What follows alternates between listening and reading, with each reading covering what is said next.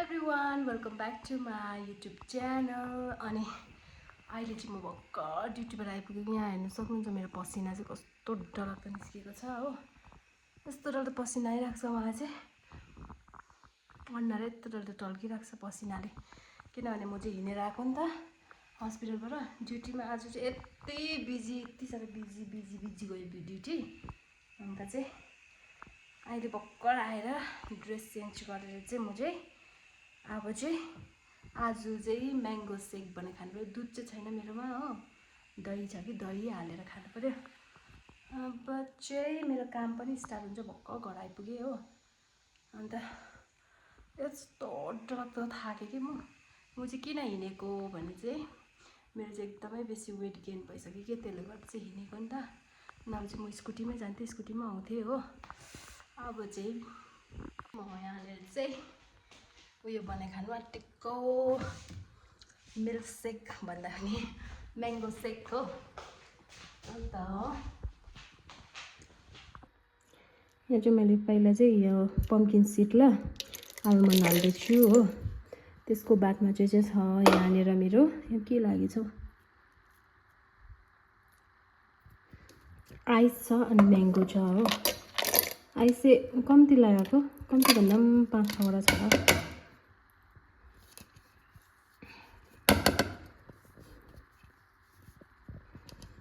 के साह्रो देख्दैन क्या। अब चाहिँ म हिजोको दही अघि त्यसै थियो नि त, दुध छैन नि त हाम्रोमा। यो दही पनि किनेर ल्याएको होइन, साथीले ल्याइदिएको, मैले मगाएको थिएँ नि त।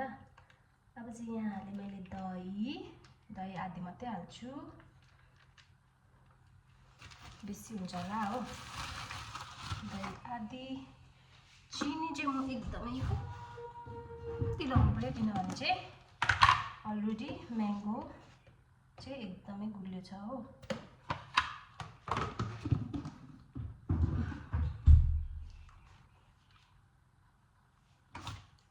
मेरोमा जुस बनाउने मिक्सर चाहिँ छैन, तर यो मात्रै छ हो। जुस बनाउने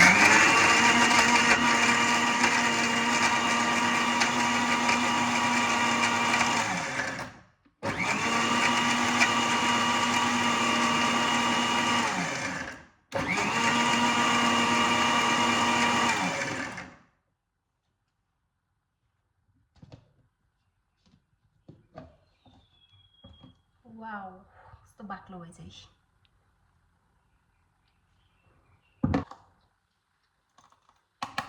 एकदमै बाक्लो भएछ।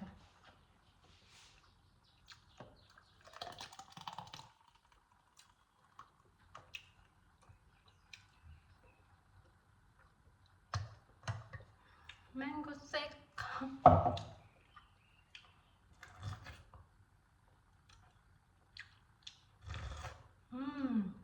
मिठो। तपाईँहरू पनि जुसहरू किनेर खानुभन्दा चाहिँ यसरी घरमै बनाएर खाएको चाहिँ एकदमै हेल्दी हुन्छ। किनभने त्यो दामी किनेर खान्छ नि हामीले, त्यसमा सबैमा केमिकलै हालेको हुन्छ होइन। हामीले बनाएको पनि त्यस्तो हुँदैन नि त। बरु मैले चाहिँ अहिले चाहिँ जुस खानु एकदमै छोडेको छु। जुस, स्प्राइट, कोकहरू सबै छोडेको छु हो। किनेर खानुभन्दा चाहिँ बरु 1 केजी फ्रुट किनेर चाहिँ यसरी घरमै लस्सी जुस भनेर खानुहोस् तपाईँहरू पनि। अहिले चाहिँ एकदमै बेसी सिजन, बिमारीको सिजन चलिरहेको छ। डाइरिया, मार्गी, ज्वरो एकदमै बेसी।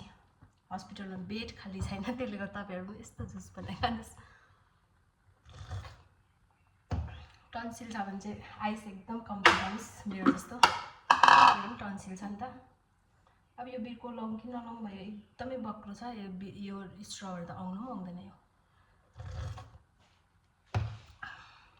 अब चाहिँ मैले उयो पनि खाइसकेँ, म्याङ्गो सेक पनि खाइसकेँ। अब चाहिँ मेरो कामपट्टि लागेको हो। मैले यहाँ ग्लोभ्स लिइरहेको छु है। मेरो काम चाहिँ के छ भने देखाउँछु तपाईँलाई। आज चाहिँ मेरो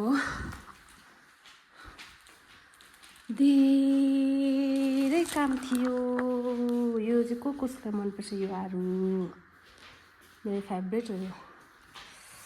मेरो काम चाहिँ के थियो भने आज यहाँ देखाउँछु तपाईँलाई। मेरो यो जेरेनियम काटेको कति भयो भने यो पुरानो बोटो यो डल्लै हो। मैले यो काटेको चाहिँ टक्कै 1 महिना भयो। 1 महिनामा चाहिँ यहाँ हेर्नुहोस् न ग्रोथ यस्तो दामी आएको छ। अब यो फुल्दाखेरि पनि देखाउँछु तपाईँलाई होइन, कस्तो मजा लाग्छ। अब जेरेनियममा चाहिँ यसरी ग्रोथ आउँछ होइन, यसरी पत्ता चाहिँ अलिक बिग्रिनु थाल्यो किराले। यहाँ देख्नु हुँदैछ किरा देख्दैन हो तपाईँहरूले भन्दा पनि भिडियो बनाउनु। त्यो छ नि मेरो नङको छेउमा यही किरा चाहिँ ठुलो हुँदै जान्छ। यसलाई फ्याँकिहाल्नुपर्छ। यस्तो देख्यो भने चाहिँ त्यति बेला चाहिँ एकदमै हेल्दी हुन्छ। यस्तो भइरहेको छ मेरो प्लान्ट। फुल्दै पनि छ। छुट्टा बनाएको थिएँ मैले हो, कस्तो मजाले आइरहेको छ। यहाँ छ बेगुनिया त जहिले देखिबसेको हो। एक्स्ट्रा कलर चाहिँ अलि one is there, only this one भन्दा नि त एक्स्ट्रा कलर चाहिँ यस्तो मजाको छ।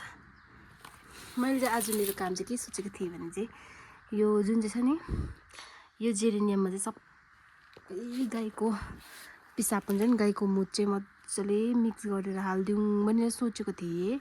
तर मलाई अलिकति अर्को कामले अल्झायो। अर्को चाहिँ के हो भने चाहिँ यहाँबाट देख्नु हुँदैछ नि, त्यहाँ चाहिँ धुबो रोपेको छु नि त मैले भुइँमा। त्यहाँ चाहिँ एकदमै बेसी झार आएको छ। त्यहाँको झार उखाल्नु पऱ्यो भनेर सोच्दैछु अहिले चाहिँ म। अब चाहिँ म यहाँ ग्लोभ्स लगाउँछु हो। ग्लोभ्स लगाएर उखाल्यो भने चाहिँ हात मैलो हुँदैन नि त। हात मैलो त हुन्छ किनभने ग्लोभ्स चाहिँ मैले चाहिँ झार उखालिसकेर आएको हो। सकेँ भन्दा पनि आधी उखालेँ हो, आधी चाहिँ उखाल्नु सकिनँ मैले। अन्त के भन्छ आधी मात्रै उखालेँ, अन्त आधी चाहिँ फुल रोपेँ। 4-5वटा फुल रोपेँ हो। अब चाहिँ मेरो काम छ खाना सब्जी पकाउनु, कुखुरालाई चारो दिनु हो।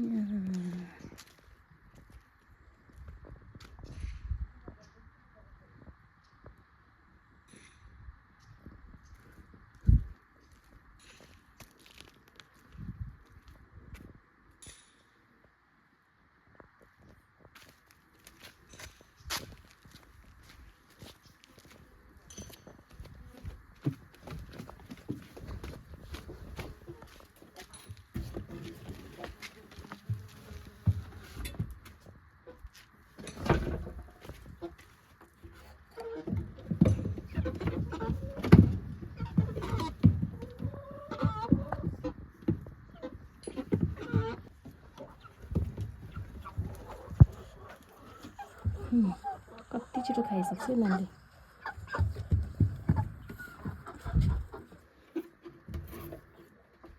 बाहिर चाहिँ एउटै यहाँ छ, यसले चाहिँ अन्डा पार्छ। अन्डा यो चाहिँ एक एउटा चाहिँ राखिसक्नुपर्छ, एउटा लानुपर्छ। यो चाहिँ एक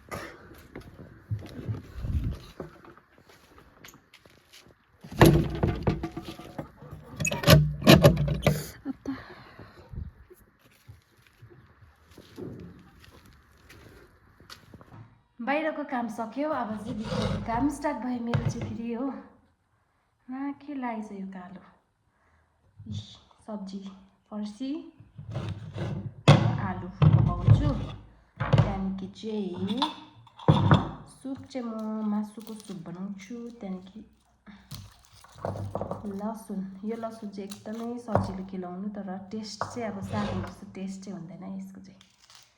केलाउनु चाहिँ एकदमै सजिलो, टक्कै यसो गऱ्यो हो, टक टक।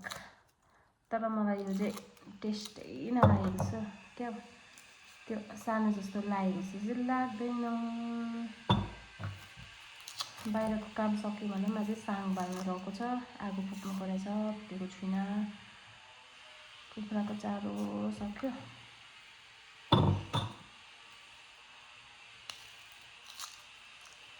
आजको मेरो ब्लग चाहिँ यति मात्रै, बाई।